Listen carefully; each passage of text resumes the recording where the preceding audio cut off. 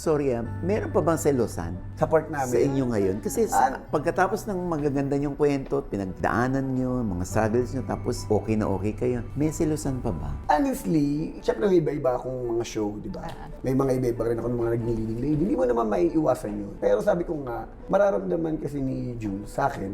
Kasi ako lagi ba, nagagalit siya sa akin. Sinasabi ko, tinuturuan ko siya lagi. Ano, tignan mo ako paano ako gumalaw. Tignan mo yung time, yung oras ko. Diba? Hindi lang naman dahil, kumbaga isa-isa kong tinuturo sa kanya. Anong oras ako na-pack up, anong oras ako nasa bahay. Tignan mo ako pag nasa bahay ba ako, wala ba akong ginawa kundi mag-cellphone. Yung cellphone ko ba, hindi ko mabitawan, hindi ko maano. Kaya kung masabi ko, kaya ako nagmamadali kasi gusto ko tang maabutan na gising. Gusto ko, alam mo kami dalawa, para kami tanga. Wala kami ginawa kundi magkwentuhan. Parang ko kasi siya naging barkada eh. Yung tinirate ko siya na parang, nawalan ako ng totaling barkada. May mga kaibigan ako sila Tito Mike, sila Prati, sila Kuya Raymar. Pero kasi dahil busy kami sa mga trabaho, kami naging talagang yung banded namin as a partner, talagang yung naging magbarkada kami na ano, yung lahat ng mga dreams ko, lahat ng mga pangarap ko, concept ko, wala, kasi kailangan ibinabato ko, Kuya Ochi, kailangan sinasabi ko, siya lahat nung pati paggawa ng music. Kaya pati dito sa Cebu, kami rin ang gumawa ng kanta.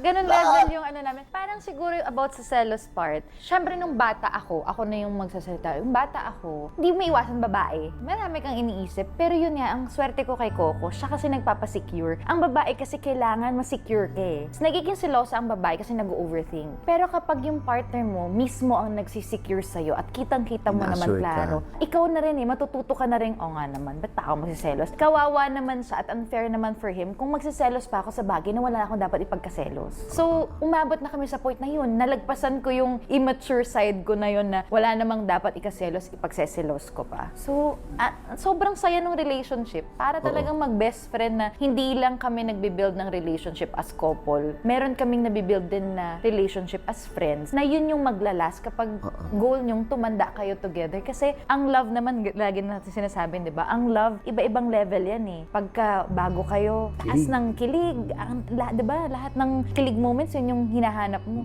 So eventually, aabot kayo sa ito, yung estado na plateau, yung tinatawag nilang plateau. Pero papaano yun mag-work? Yung plateau na yun, hindi yun plateau. Doon kayo lalo dapat mas maging strong as friends because kayo yung magiging companion ng isa't isa hanggang pagtanda nyo eh. So yun yung goal namin, na talagang mas mag-build yung relationship namin, hindi lang as couple, but as a friends also. Kasi like kunyari, Coach, kung ano man yung wala sa amin noon, kakulangan ng pamilya namin noon, ng mga magulang namin, nung bata kami, yun naman talaga yung binawi namin. Kasi alam na namin yung mali.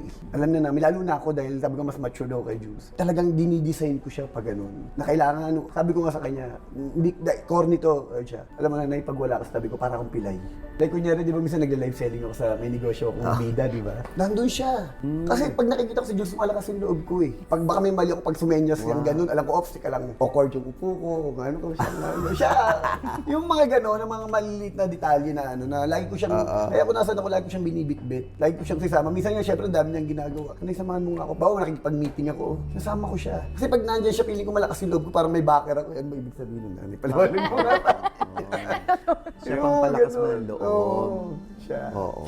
Importante yun, meron kang para kang may cheerleader. Yung mga kakulangan ko, siya pumupuno. Gano'n. Gano'n ka, Parang Jodox, naging ano natin yung isa't isa eh. Mahihain naman po ako, pero pagkasama ko naman siya, mas komportable ako. Parang alam kong, okay to, kaya natin to. Even yung show yesterday, di ba? Sa totoo yan, kapag wala siya, sobrang kakabahan ako. Hanggang matapos yan, hindi ako magiging okay hanggat hindi natapos yung show. Pero pagkasama ko naman siya, parang meron kang lakas na alam mong may partner kang kasama, andito yung best friend mo. May ganun kaming rapport na every now and then, yung kahinaan nga ng isa't isa, nagiging lakas naman ng bawat isa. So pag nagkasama kami, parang nagiging tinatawag nating perfect opportunity namin to grow then together kasi nagkakatulungan talaga kami.